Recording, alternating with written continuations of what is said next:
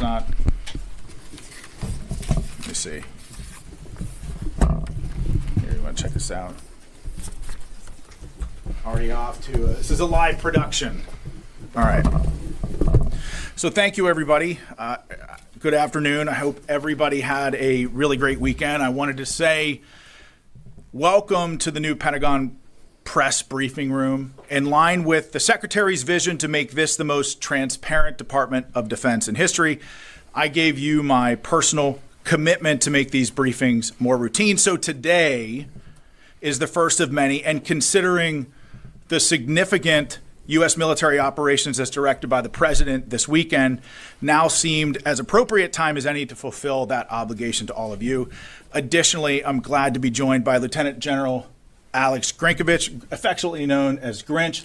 Now, despite his call sign, he's actually a very pleasant and delightful human being, and we're glad to have him here at this podium. He's the Director of Operations of the Joint Staff. He's going to be able to provide a much richer context on the ongoing series of U.S. military operations against the Iranian-backed Houthi terrorists in Yemen. So thank you for joining me, General. Thank you, sir. As many of you all know, we had an election back in November, and as a result of that election, an overwhelming mandate from the American people, there's a new president in the White House, and that, of course, is our president, President Donald Trump, who has immediately gotten to work on his America First agenda for the Department of Defense. Among those are four top-line points that I think are very important for those in this room to understand. Those are protecting the U.S. homeland, deterring China, and maintaining the ability to strike America's enemies anywhere in the world, and then also asking our allies to do more. We all know that this is a tall task, to be sure. So President Trump knew we needed a certain type of leader to bring the department into the 21st century, and he found that leader in now Secretary Pete Hegseth. So in less than 2 months, Secretary Hegseth has taken monumental steps to return the Department of Defense to its core mission, which is warfighting, lethality, meritocracy. In a very, very short amount of time, Secretary Hegseth has restored the warrior ethos. He's declared DEI dead at the DoD. He's made the sovereignty of our borders a matter of national security. And we are refocused on training, fitness, and high standards across the board here in the Department of Defense. So before we get into our updates today, I just wanted to take this opportunity to say that this Department of Defense is committed to achieving our mission of maintaining the greatest fighting force the world has ever known, and returning the Department of Defense back to the American warfighter and making it more transparent to the American taxpayer. So starting out, as I'm sure you've all seen over the weekend, U.S. Central Command Forces initiated a series of operations consisting of precision strikes against Iran-backed Houthi targets across Yemen to restore freedom of navigation and reestablish American deterrence. For years, the Houthis have targeted U.S. military ships and aircraft. They've hit commercial ships as well, including U.S. flagged vessels, and they threaten our personnel overseas. Houthi terrorists have launched missiles, one-way attack drones at U.S. warships over 170 times, and at commercial vessels 145 times since 2003. I know what it's like to be in a situation when you're under fire by the enemy, your life is at risk, the life of your friends and your battle buddies is at risk, and you're prohibited from returning fire.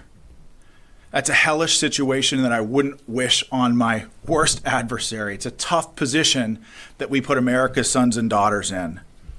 Under President Trump and Secretary Hegseth's leadership, we will defend our sons and daughters. If you shoot at American troops, there will be consequences. As President Trump and Secretary Hegseth have made clear, these actions by the Houthis will not be tolerated.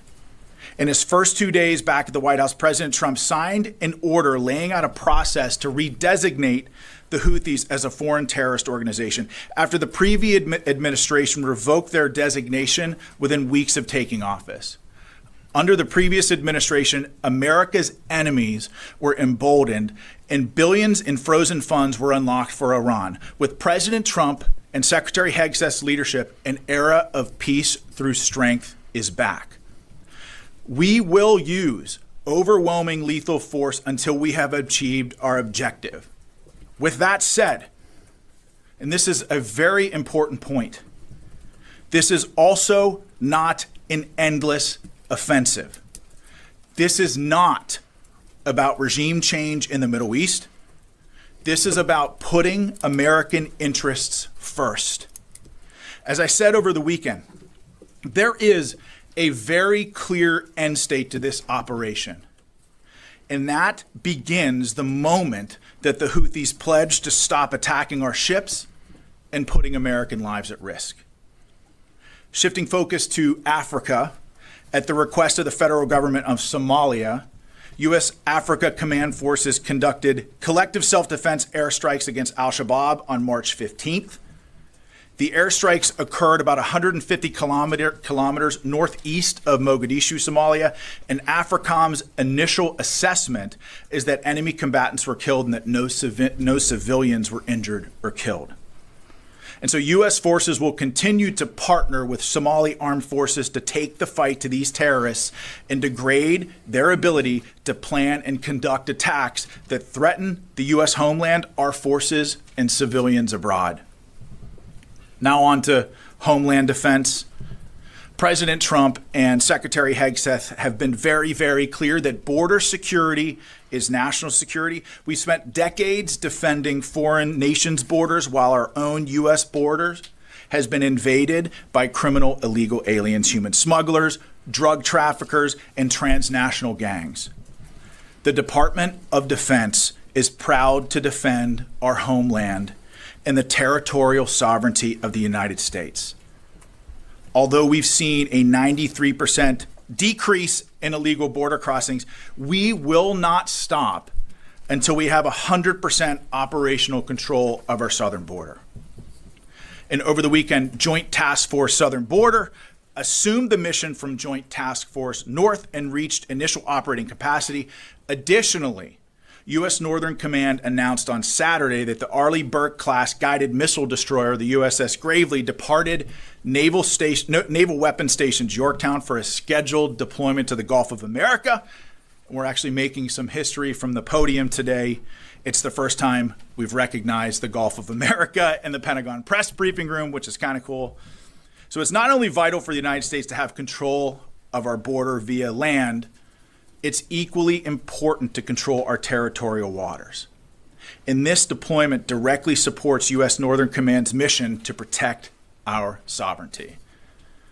And lastly, Secretary Hegseth spoke with Qatari Minister of State for Defense Affairs, His Excellency Sheikh Saud Al Thani, to discuss operations to eliminate the Houthi threat to American commerce and restore American freedom of navigation. The Secretary acknowledged Qatar's strong partnership in addressing shared security challenges across the region, including Syria and the Red Sea. And with that, I'll turn it over to my counterpart, Grinch, for some more opening comments on CENTCOM strikes. General, the floor is yours. Thank you, sir. Ladies and gentlemen, thanks for the opportunity to provide you a brief operational update on our operations against the Houthis. On Saturday, the 15th of March, shortly after 1 p.m. Eastern Time, at the direction of the President, U.S. Central Command began precision strike operations against the Houthis to restore freedom of navigation and American deterrence. The initial wave of strikes hit over 30 targets at multiple locations, degrading a variety of Houthi capabilities. These included terrorist training sites, unmanned aerial vehicle infrastructure, weapons manufacturing capabilities, and weapons storage facilities. It also included a number of command and control centers, including a terrorist compound where we know several senior Houthi unmanned aerial vehicle experts were located. On Sunday, strike operations continued against additional headquarters locations, weapons storage facilities, as well as detection capabilities that have been used to threaten maritime shipping in the past. Today, the operation continues, and it will continue in the coming days until we achieve the President's objectives. Thanks, and I look forward to your questions. And with that, in this very crowded briefing room, I'll take some of your questions. And the first, I'll go to Logan from Newsmax.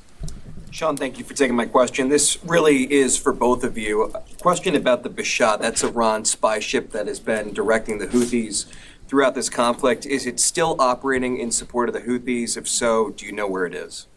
General, turn it over to you to address that. Sure. We know that the Iranians have provided a variety of assistance to the Houthis over the years, including some suspected intelligence. We do know that some had previously come from the Bashat. The Bashat is not currently being used for those operations, but we do know that other vessels are contemplated for those sorts of operations, so we're watching very closely to see if they return to the AO. I would also say that, when you look at how the previous administration conducted business with Iran, they really empowered Iran to fund and export terror all around the world, whether it's with Hezbollah, Hamas, specifically with the Houthis. I mean, it's very clear. I think President Trump has made it very clear that he's put Iran on notice. I mean, I'm sure that you saw his tweet today that essentially saying, and I'm paraphrasing, that any shot fired at U.S. forces by the Houthis would be considered a shot from Iran. And this is the president showcasing leadership from the Oval Office and frankly, bringing moral clarity back to the United States of America. We know who the enemies of this country are and the enemies of a free world are. And President Trump has put them on notice, as you saw with Iran this morning. But okay. Gabby. Thank you for taking my question. I wanted to run back to TDA and MS-13 deportations to El Salvador's terrorism confinement center. Do we anticipate to renew that partnership as it will conclude after 1 year? If yes, what does that look like from a cost perspective? And how is Guantanamo Bay factored into dealing with criminal aliens and terrorists, considering this new Pentagon is more focused on securing the border? Well, that's a great question. So I think part of your question about El Salvador should be referred to the State Department. But I'll say that the Department of Defense is proud to defend our homeland and our sovereignty in helping to deport transnational criminal organizations like Tren de Agua. We're proud to support that mission. I don't know, General, do you have anything to offer about Guantanamo Bay and our force posture there? Sure. I just had a couple of things for you, Gabby. We do continue to have a substantial presence at Guantanamo Bay to ensure that we're ready to receive any illegal aliens that the Department of Homeland Security would like to send there. We're monitoring their requirements closely, and we're in daily contact with them to make sure that we can meet them to the best of our ability. Tom? Sean, if the Iranian ships are operational, start helping the Houthis, will they be targeted? And for the General, any sense of number of military casualties so far and any civilian casualties in Yemen? Well, that's a great question, General. If you'll permit me to answer. Sure, go ahead. So I think that I certainly don't want to get out in front of the Commander-in-Chief and the Secretary as it pertains to clearance of strikes and who will be targeted. But I think the President's made very clear that all options are on the table. Yeah, Tom, just on your question of casualties, military casualties, we have some initial estimates. I hesitate to say what they are because they're very much estimates at this point, but I think in terms of dozens might be a safe overall characterization. Dozens of military? Yeah, dozens of military casualties so far, but I really can't characterize it much better than that at this point. We'll learn more as we go. On the civilian casualty side, no indications of any civilian casualties. We, of course, have seen some of the accusations by the Houthis. We look at those closely when they do come in, but we have no credible indications of any civilian casualties. And I'd like to add to what General Grinch said. Anytime you're close to an operation like this, having been, in combat front towards enemy before, the fog of war is a real thing. So before we announce something here from the podium, we're going to make sure that we get it right. And I think part of that is just taking the time to evaluate and doing a proper battle damage, BDA battle damage assessment, sensitive site exploitation. And frankly, that stuff just takes time. And so before we make any sort of those announcements, we're going to do a real hard look and make sure that we get it right before we announce it to you. Charlie from CBS. Yes, thank you, Sean. Changing the subject slightly. Is the DoD considering rescheduling the performance of young musicians in the Marine Band that was canceled because of the anti-DEI executive order? And in a broader sense, is there a concern that anti-DEI initiatives may have a negative impact on recruitment? Well, I think the president and the secretary have been very clear on this, that anybody that says in the Department of Defense that diversity is our strength is frankly incorrect. Our shared purpose and unity are our strength. And I say this as somebody who led a combat platoon in Afghanistan that was probably the most diverse platoon that you could possibly imagine. I mean, we had blacks serving next to white, Christians serving next to atheists, Northerners next to Southerners, and yes, Democrats and Republicans in the very same foxhole. But the reason why we were so lethal in Afghanistan, and again, my platoon took an 85% casualty rate over 485 days, but part of the reason why we were able to accomplish the mission and the commander's intent was because we put aside our many differences as Americans. There were no hyphenated Americans with us in that isolated hilltop in the border region of Afghanistan. We were all just Americans. And really, when you talk about America's greatest strength, yes, we've got, I'm sure the general can attest, yes, we've got lots of cool, sexy equipment and lots of exceptional military training. I think it helps set us apart from everybody else. But what makes us exceptional fighters on the battlefield is our ability to put aside our many differences and unite under a common banner as Americans. I mean, for goodness sake, when we put aside our many differences as Americans, we went to the moon with less technology than many of you all have in your pockets and your cell phones right now. We're talking about a force that stormed the beaches of Normandy, scaled the cliffs at Pointe du Hoc, fought through hedgerows and beat back the Nazi war machine and saved the world when we put aside our many differences as Americans. And I know President Trump understands that our focus on unity and shared purpose is what makes us lethal, and so does Secretary Hegseth. So their guidance has been clear on this, and we're going to continue to focus on that guidance. In terms of the concert, are you thinking about rescheduling that? I don't think I'll have to take that question for you. I don't have an answer for you, but we'll get back to you on that. Oh, let's go to the phones. I'm getting a signal. We should go to the phones. Okay, we got JJ Green on the line from WTOP. Hey, Sean, thank you for doing this. A question about Ukraine. Can you assess how the U.S. military, assess the status of U.S. military aid to Ukraine and the intelligence sharing, how that's going since it was disrupted maybe a week or so ago, and then restarted? What's being shared? What's being given? What's happening with that? Well, I can tell you that U.S. military aid to Ukraine has been turned back on, as well as intelligence sharing with our Ukrainian partners. But I'll tell you this. The president has been very clear since his time on the campaign trail that his focus with the war in Ukraine is bringing about peace and putting a distinct focus on peace and really to stop the dying. And so President Trump, along with his national security team, have been heavily involved in, along with Secretary Hegseth as well, heavily involved with Ukraine and Russia to try to broker that peace, understanding that there will likely be difficult conversations to be had on both sides when you're talking about, the release of hostages, when you're talking about potential ceasefire agreements, when you're talking about territory. As someone who's negotiated with some tough people on the battlefield, I can tell you it's a tough, imperfect, nuanced, and complicated process. And President Trump and Secretary Hegseth certainly understand that, with on the forefront of their mind peace as their first and foremost priority. General, do you have anything to add? No, I would just echo what you said, sir, which is, the status of U.S. military aid, it has been turned back on. We've got confirmed reports that it is continuing or is flowing back into Ukraine. And, of course, daily reports on the outcome of the intelligence sharing and those efforts. So all of that is as it was previously. So I'm going to stick with the phones here just a second. I got Christina from Breitbart on the phones. Do I understand that? Yes, thanks so much for doing that, Sean. Two questions. After U.S. strikes against the Houthis on Saturday, the Houthis fired drones and missiles at the Truman. Will there be a response to those attacks? And secondly, the Pentagon has deployed the USS Gravely.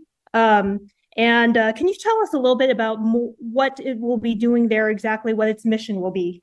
So I guess I'll address the first part of your question first, Christina, and General, I'll let you chime in. The question of the Houthis, I mean, remind me what the first part of your question was, Christina? Will there be a response to the Houthi attacks on the Truman? It was that, I got you. So first of all, we did get reports of the Houthis firing ballistic missiles and some one-way attack drones against U.S. forces in the region. Those attacks were largely ineffective and didn't come anywhere near U.S. forces in the region. Again, the commanders in command of those vessels were, they were completely on point with regards to defending. They were not effective attacks. And so I would also say the second part, the answer to the second part of that question is that the response is ongoing. I mean, this isn't, there's going to be, as I mentioned, a very clear end state to this. And I think a lot of that has to do with how the Houthis respond.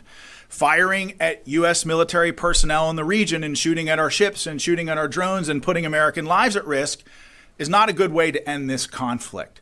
The Houthis could stop this tomorrow if they said, we're going to stop shooting at your people. But they've clearly chosen not to do that. And so this campaign will be relentless to degrade their capability and to open up shipping lanes in the region and to defend our homeland.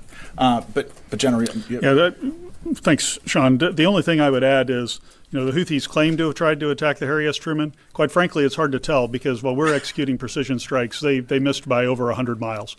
So I would just tell you their effectiveness, I would question anything that they claim in the press that they're doing or not doing. It's very hard to tell what they are just based on their level of incompetence that they've demonstrated so far. Sorry, the missile misfire? Yes, that's correct. There's also been a number of other attempts to interdict vessels in the Red Sea using UAVs and some cruise missiles as well. All of those have been easily defeated by our fighter aircraft that are there. General Grinch throwing shade at the Houthis from the podium. I love it. Some of the folks in here know that my previous job, I dealt with the Houthis quite a bit. Yes, you did. Yes, you did. Happy to throw shade at them. On the question about the USS Gravely that you had, Christina, so she's deploying under General Guillot, the commander of U.S. Northern Command's authorities for maritime homeland defense missions. She'll go down, as Sean mentioned, into the Gulf of America and surrounding areas and be involved in the interdiction mission for any of the drugs and whatnot that are heading in. It'll be partnered very closely with the United States Coast Guard. So we won't share, of course, her actual scheme of maneuver here, but know that that's the mission that she's going down there for, and we look forward to seeing what she can do.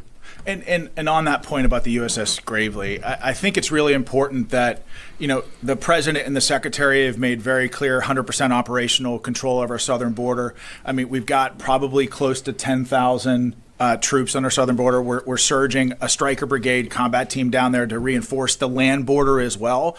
But there's a sea component to this as well, and that's part of the mission of the USS Gravely is to secure the water routes in defense of our southern border. And so, Aaron, Daily Caller. Thank you, Sean. Will the Department of Defense commit to firing or otherwise disciplining any remaining leadership that were directly involved in the Afghanistan withdrawal? So we're in the process of figuring out what that investigation will look like. But I'll tell you, as somebody who served in Afghanistan and watched that unfold, I mean, I was horrified in a lot of ways. You think about how much time and blood and treasure and American life that was lost in Afghanistan over 20 years. You think about that for a second. I'm 43 years old. This country was at war in Afghanistan for 20 years. So almost half of my life, this country was at war in Afghanistan. And I personally watched, the men in my platoon, but also my larger brigade combat team, which was a part of the 10th Mountain Division, 3rd Brigade. We bled the ground red in Afghanistan, and I watched my men do extraordinary things in support of a grateful nation and in support of the mission there. And to watch Afghanistan be surrendered in the way that it was extremely difficult. And I think something that President Trump and Secretary Hegseth really understand is that when America makes a decision to get involved in any conflict, We have a moral obligation to have a clear-cut end state to what that operation looks like, a clear exit strategy to what that operation looks like, and to make sure that victory is clearly defined. And I think in Iraq and certainly in Afghanistan over the last 20-some years, I think maybe we've struggled a little bit with those finer points. But I'll say that the President Trump and Secretary Hegseth, they understand that when America gets involved in a fight, it's our job to also end that fight as fast as humanly possible, because we have a moral obligation to win and win decisively. Otherwise, you're going to have an entire generation of American warriors wondering what the hell it was all for. And I know that every day I wake up and I draw breath, I think about the men who I served with, who were my friends, who never came home from that fight. I've lost 30 friends in my support of the Afghan war, 30. And you ask yourself, you look yourself in the mirror, you ask yourself, what do we have to show for it? Not a whole lot. And so to your question of will people be held accountable? I think we have an obligation both to the American people and to the American warfighters who fought in Afghanistan to hold the leadership accountable in some way. Now, we don't know what that looks like right now, but to hold the leadership that was in charge of the Afghan withdrawal accountable. Because look, if you have a private that loses a sensitive item, that loses night vision goggles, that loses a weapon, you can bet that that private is going to be held accountable. The same and equal standards must apply to senior military leaders. So I just want to follow up on what you just said. Sure. You said that there needs to be a clear end state. And I know the goal is to have the Houthis stop their attacks, but what is the end state? What happens if the Houthis don't stop their attacks or don't agree to say they'll stop their attacks? It doesn't seem like there is a clear end state, that this could just go on and on. Well, in fairness, I mean, it's a great question, but in fairness, the operation's only been going on for 48 hours.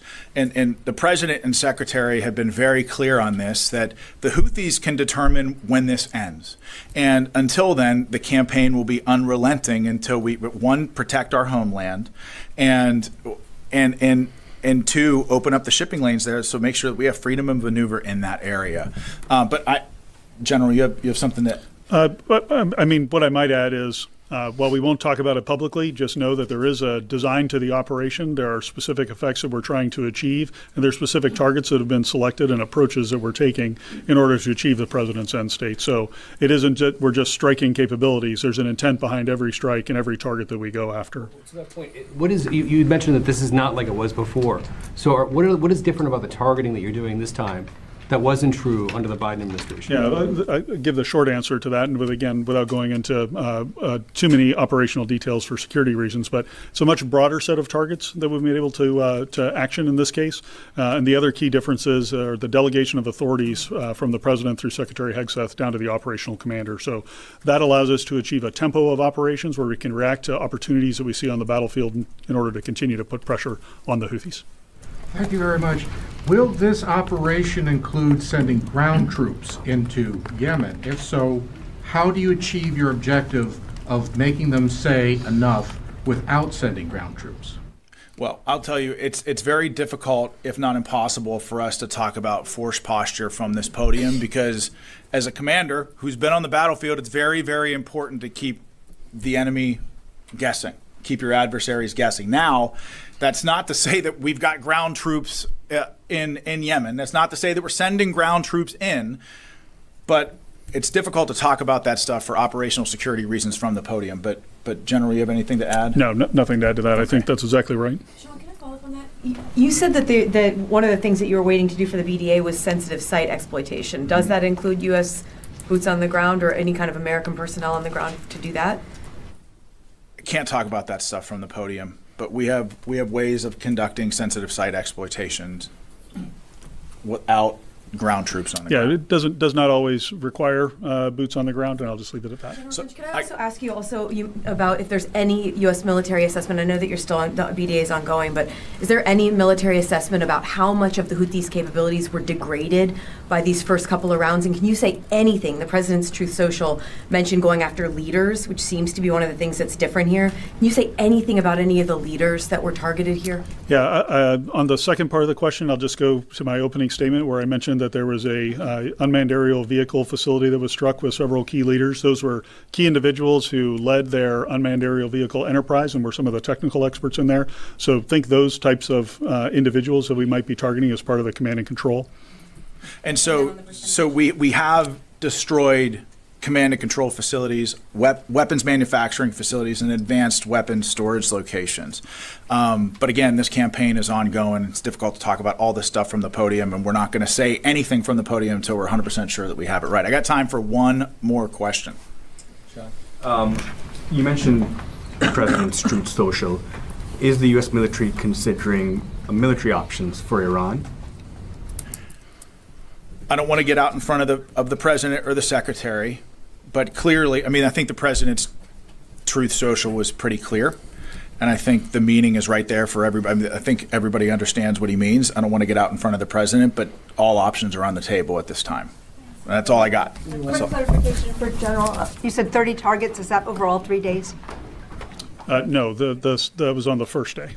And it was over 30 targets, so not a specific number for you, but over 30 targets, multiple locations, and then additional targets today and additional targets yesterday on Sunday and additional targets today that obviously I won't go into because they're executing now. So thank you, everybody. Listen, we're done. There will be more of these, I promise, but thank you. It was a great first press briefing. Really appreciate you all and your commitment to telling the story of the warfighters, but thank you. We'll see you next time.